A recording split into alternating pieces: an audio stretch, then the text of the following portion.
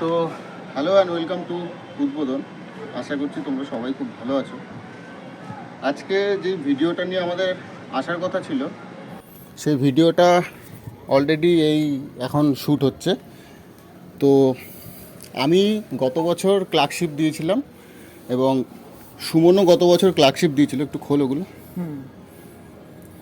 তো ক্লার্কশিপ নিয়ে আমাদের যেই বক্তব্যগুলো ছিল, কিছু কিছু ভাই বা দাদা, কেননা কেউই আমাদের থেকে খুব বেশি ছোটও না, আবার খুব বেশি বড়ও না, বা আমরাও খুব বেশি বড় না।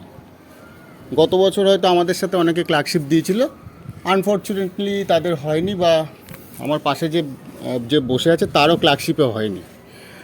কিন্তু সে কিন্তু মিসলেনিয়াসে অলরেডি জব করছে। তো আমাদের কীরকম স্ট্র্যাটেজি ছিল গত বছরে, সেই নিয়েই আজকের এই ভিডিওটা, এবং কিভাবে রিপোর্ট লেখা যেতে পারে, কিভাবে প্রেসি লেখা যেতে পারে, এবং কিভাবে ট্রান্সলেশন লেখা যেতে পারে ওই অল্প সময়ের মধ্যে, সেই নিয়েই আজকের এই ভিডিও। তো সুমন, তুই তোর পরিচয়টা একটু দিয়ে দে, কোন ডিপার্টমেন্টে রয়েছিস। হ্যালো, আমার নাম সুমন মণ্ডল। আমি কোনো অসুবিধা নেই। আমি এই 2019 মিসলেনিয়াস ব্যাচের অডিটর অফ কোঅপারেটিভ হিসাবে এখন বর্তমানে ডাইরেক্টরেটে পোস্টিং আছি কলকাতাতে। তো আমি আমার যে এক্সপিরিয়েন্সটা আছে, ব্যক্তিগত মতামতটা বলি। হ্যাঁ অবশ্যই। আর আমার যে এক্সপিরিয়েন্সটা আছে, মানে 2019-এ ক্লার্কশিপ মিসলেনিয়াস দুটোরই আমি মেন্স দিয়েছিলাম, সেটারই কিছু এক্সপিরিয়েন্স আমি আজকে শেয়ার করব। বলতে আমি দেখলাম হচ্ছে কিনা। তো ক্লার্কশিপ মিসলেনিয়াস দুটোরই ডেসক্রিপটিভের যে মেন তিনটে টপিক, সেটা একই থাকে না। আমরা এই ভিডিওতে না আলোচনা করব আমাদের গত বছরের যে এক্সপিরিয়েন্স, মানে ক্লার্কশিপ এবং মিসলেনিয়াসের, সেই এক্সপিরিয়েন্সটা আমরা শেয়ার করব, যে আমাদের কীরকম এক্সপিরিয়েন্স ছিল।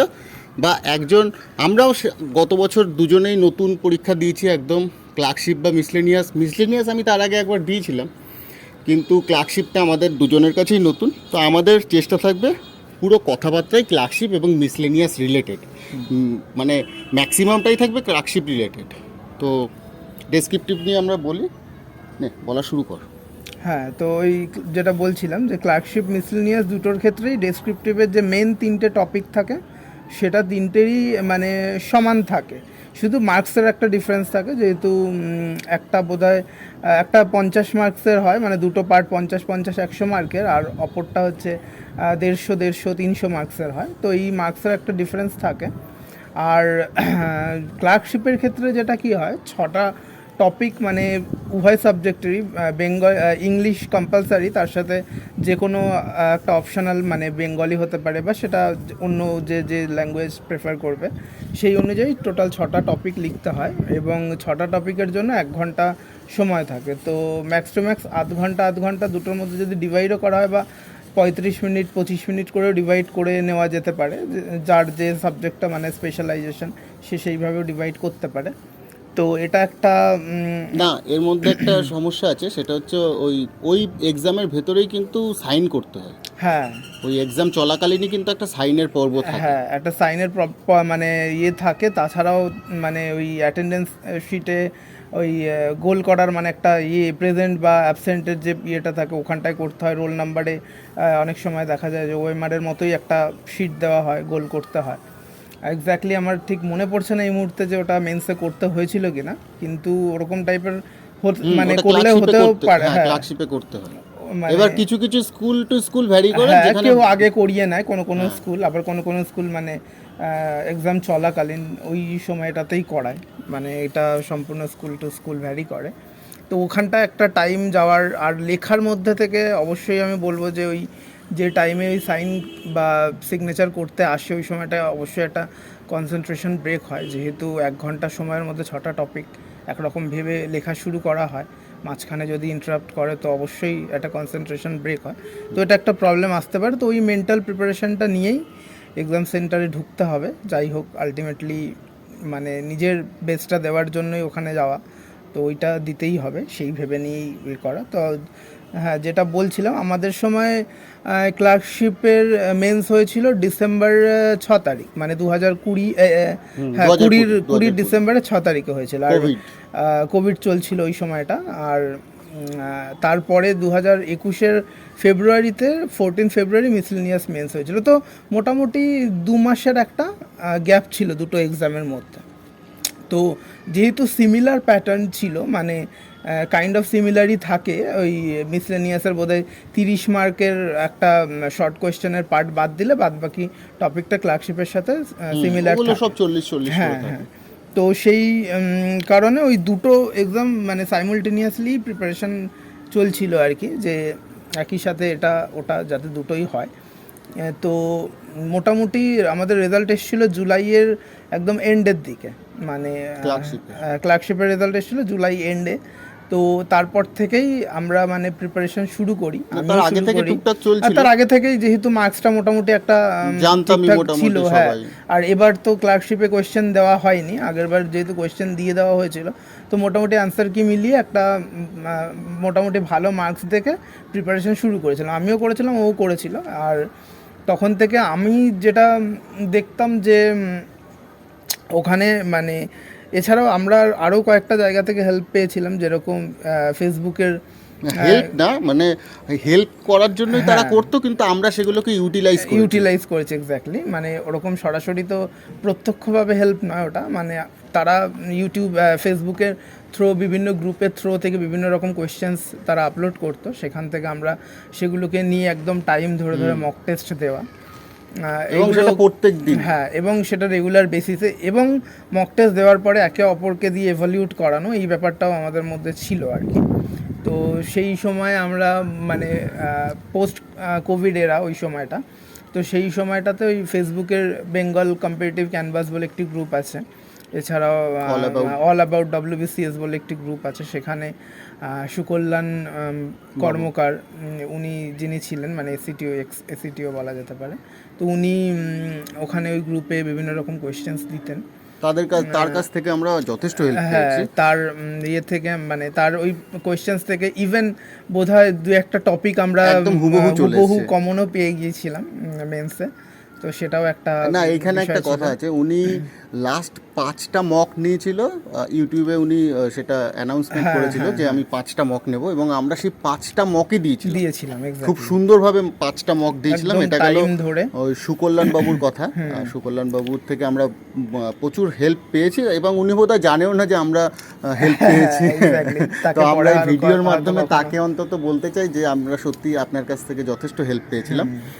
রইল বাকি আরেকজন দীপঙ্কর দাস, খুব সম্ভবত দীপঙ্কর রয় বোধহয়, দীপঙ্কর দাস বা রয় এরকম কেউ একজন, উনি এখনো পোস্ট করেন বোধহয়, আমাদের খুব একটা দেখা হয় না। হ্যাঁ এক্স্যাক্টলি, তো তিনিও পোস্ট করতেন ওই সময়। এছাড়াও দীপায়ন গাঙ্গুলি ছিলেন, দীপায়ন গাঙ্গুলি স্যার, উনিও করতেন।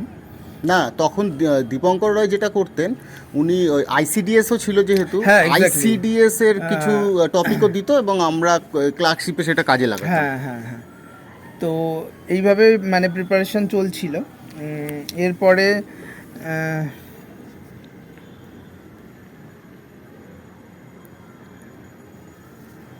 Personal views clerkship. হ্যাঁ, তো এরপর মানে ক্লার্কশিপের খাতা দেখা বলতে, যেহেতু ক্লার্কশিপে আমাদের যে সময়টা হিউজ ক্যান্ডিডেট মেন্স দিয়েছিল, তো খাতা বলতে মানে এভালিউট করার যে ব্যাপারটা ছিল সেটা ঠিক কী প্রসেসে হয়েছিল এক্স্যাক্টলি, তো তার কোনো গাইডলাইন্স পিএসসি থেকে আপলোড করা হয় না, যেহেতু ডেসক্রিপটিভের ব্যাপার, ডেসক্রিপটিভের কী হিসাবে খাতা দেখা হয় তার কোনো গাইডলাইন্স প্রপার পিএসসি থেকে কোনো কিছু জানানো হয় না। তো আমরাও সেটা জানতে পারিনি অ্যাজ ইউজুয়াল। পরে যখন মার্কস আপলোড করা হয় তখন দেখা যায় যে মেন্সের মানে একটা সাবজেক্টে হয়তো অনেকটা বেশি পাওয়া গেছে, আবার একটা সাবজেক্টে হয়তো অনেকটা কম পাওয়া গিয়েছে। তো এরকম একটা মার্কস ডিসক্রিমিনেশন হয়েছিল। তো এটা থেকে দেখতে গেলে মানে এটা যদি আমার ওপিনিয়ন বলা হয়, আমার যদি পার্সোনাল ওপিনিয়ন বলা হয়, সেক্ষেত্রে আমি বলবো যে আমি যেই হিসাবে লিখেছিলাম সেই হিসাবে মার্কস পাইনি। সেটা হয়তো যিনি খাতা দেখেছিলেন তার আমার লেখাটা হয়তো ঠিক স্ট্যান্ডার্ডের মনে হয়নি, সেটাও হতে পারে, বা কোনো কারণেই হোক আমি যেরকম লিখেছিলাম সেই তুলনায় সেইটা আমি পাইনি, যার ফলত আমি মেন্স থেকে সেইবার মানে বাদ পড়ে যাই।